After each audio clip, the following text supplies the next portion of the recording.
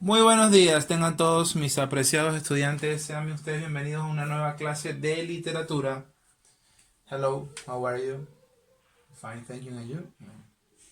Okay, este video sí espero que se proyecte exitosamente, no como pasó con el otro video, ok. Recién lo estoy grabando, me disculpan entonces los inconvenientes técnicos. Vamos a trabajar hoy con los géneros literarios de la narrativa, como lo pudieron ver allí en el desarrollo escrito de la clase. Okay, hablamos hemos hablado, ya ustedes conocen la narrativa como un género de la literatura, okay, conocen la fábula, el cuento, la novela y otro tipo de muchos géneros más, pero ahora nos vamos a enfocar sobre todo en el cuento y la novela, porque estos géneros perfectamente actúan e interactúan dentro del cuento y de la novela. Un cuento o una novela puede ser estudiado mediante este género. Hay otros géneros más, pero solamente como estamos en etapas iniciales de secundaria, solamente nos vamos a quedar con cuatro géneros, ¿ok? Que considero yo que son de los más populares. Entonces, un cuento puede ser estudiado, una novela puede ser estudiada, y eso lo tienen en común mediante uno de estos géneros. A veces, incluso hay varios géneros en una sola obra, es decir, hay obras de suspenso que muchas veces se combinan con el horror, o viceversa, o lo fantástico, que en realidad lo fantástico y la ciencia ficción son muy parecidos, tienen ciertas relaciones, pero entonces siempre hay uno predominante, chicos, recuerden esto, siempre tiene que haber uno que predomine. Eso es como la idea principal, la idea secundaria. Pueden haber muchas ideas importantes, pero siempre hay una que predomina. Entonces, vamos a desarrollar brevemente, sin profundizar tanto, la definición, ¿okay? Las características de estos géneros, para que ustedes tengan una noción, ¿okay? Y se vayan nutriendo entonces con estos géneros en cuanto a la narrativa y el cine, porque siempre tengo como referencia al cine. Comenzamos con el horror. Con el horror, lo macabro. El horror, chicos, es uno de los géneros más traumatizantes que existe, ¿cierto? Uno ve una película fantástica, a veces sale, uno ve o lee algo fantástico, sale con ganas de vivir en ese mundo, ¿no? Sale, ve la ciencia ficción y se da cuenta de lo asombroso que es la tecnología. El suspenso te revienta el coco, te revienta la mente, como decimos en Venezuela. El coco lo decimos en Venezuela, la mente. Tanto pensar, ¿ok? De resolver. Pero el horror te traumatiza. Este, Recuerdo una vez en una película que estaba viendo de horror en el cine, estaba viéndolo con un amigo y su novia, y en el asiento delantero estaba un chico llamado Ender, nunca se me olvida el nombre de Ender, porque Ender estaba con su novia, con su enamorada, pues le dicen ustedes aquí en Perú, pero fue tan nervioso y tan molestoso Ender con su novia, estaba tan asustado, porque no sabíamos que estaba tan asustado, no lo conocíamos, por cierto, que en algún momento de la película, cuando todo el mundo se quedó callado, su novio, su enamorada, volteó y le dijo, Ender, por favor. Pero se escuchó en toda la sala de cine, compórtate, contrólate, hijo, le dijo la enamorada, y todo el mundo pitó al pobre Ender, todo el mundo se rió, todo el mundo se burló, lamentándolo mucho, pues hubo un bullying masificado porque Ender, bueno, no controló sus emociones, pero eso lo genera el horror, chicos, ¿ok? Aquí vamos a definir el horror con lo que es y lo que produce, ¿ok? Lo que es y lo que produce, los sentimientos o emociones que puede producir y lo que es la esencia de cada uno. En el horror la esencia es lo macabro, ¿ok? Explora el lado macabro de las cosas. Puede ser macabro, oscuro, tenebroso, ¿ok? Pero son sinónimos que apuntan hacia lo mismo, ¿no? Algo que es inquietante, y eso produce miedo, principalmente produce miedo, también puede producir curiosidad, expectación, pero produce miedo en el espectador, es el sentimiento predominante del horror. También en el horror, en toda obra de horror, generalmente hay personajes monstruosos, o la bestia, también se le pone a nivel simbólico. Siempre hay uno o varios personajes que son monstruos. Y cuando lo digo monstruo no quiere decir que necesariamente sea el típico monstruo, es decir, un personaje que por sus cualidades o sus características macabras, maléficas, atemorizantes, se convierte en el monstruo de la historia y que se echa principalmente a los protagonistas. Pueden ser fantasmas, espectros, hombres lobos, incluso en el horror realista, porque también hay obras de horror que no Se recuerdan que el horror se emparenta mucho o se nutre mucho de lo sobrenatural, pero ocurren cosas increíbles tal como en lo fantástico, pero no producen asombro, sino que estas apariciones sobrenaturales producen miedo, producen pánico, ¿okay? A diferencia de lo fantástico que no produce lo mismo. Aquí podemos entender las relaciones y la diferencia. Pero entonces estos personajes monstruosos en una obra de horror realista pueden ser asesinos en serie. Es decir, no tienen que ser seres con poderes sobrenaturales o espectrales, pero sí por las cualidades que tienen, más que cualidades, las características macabras, las bajezas, lo maléfico que pueden ser, lo malévolo, se convierten en monstruos. Un asesino en serie es un monstruo, ¿no? Una persona que es capaz de matar, porque ese es el tema predominante, ¿ok? O el elemento más importante dentro de la obra de horror, la muerte, ¿ok?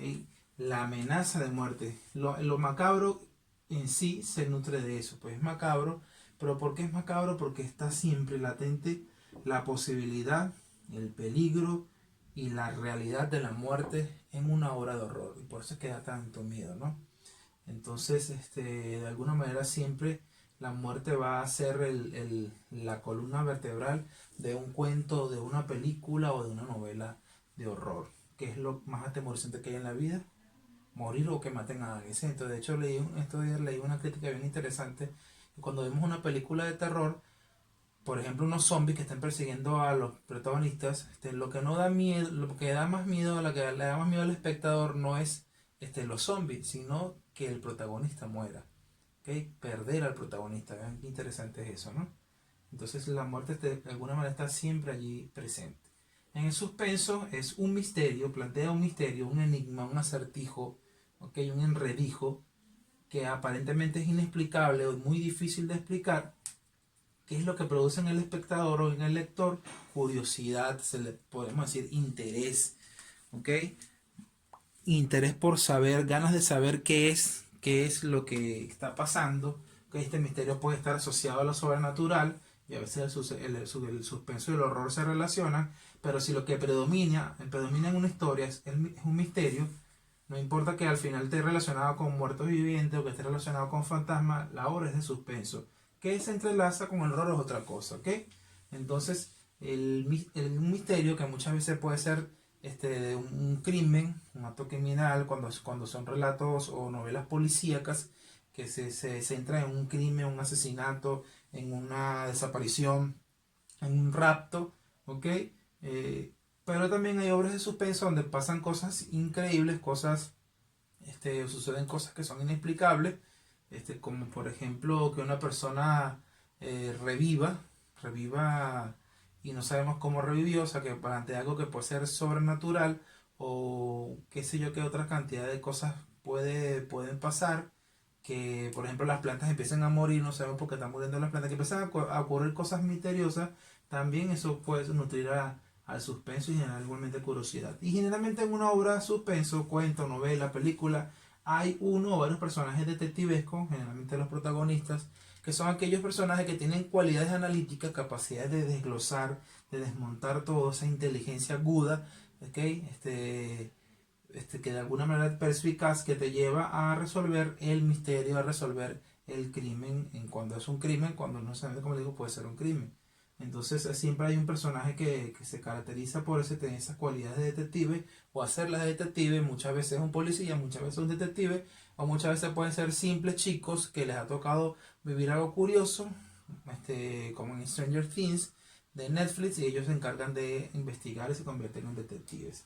Entonces el final en una obra de suspenso también es inesperado. A diferencia de la obra de horror, el final siempre esperamos que todo el mundo muera. O sea, la tragedia se apodera del horror. Sabemos que generalmente todo va a terminar mal. Puede que los protagonistas sobrevivan o puede que no, pero siempre va a morir mucha gente, ¿ok? Y en cambio en el suspenso el final es inesperado. Nunca, o sea, nunca, así como nos asombra el misterio y nos da curiosidad, al final nos asombra, nos impacta qué es lo que pasa. Si es el asesino, es el que menos esperamos. Difícil entonces deducirlo, que sí pueden hacerlo. Y si es un misterio sobre algo, es lo que menos, la explicación menos posible, la menos ilógica, es la que se hace realidad. Entonces eso es típico de las obras de suspenso. Y lo fantástico, chicos, plantea la irrupción, o sea, la intromisión, de alguna manera, cuando algo irrumpe cuando algo insólito irrumpe, cuando algo inverosímil, increíble, fuera de lo común, extraordinario, escuchen todos los sinónimos que estoy dando, ocurre en la realidad, ¿ok? Para retumbar, hacer retumbar la realidad y producir asombro, duda o desconcierto en el lector.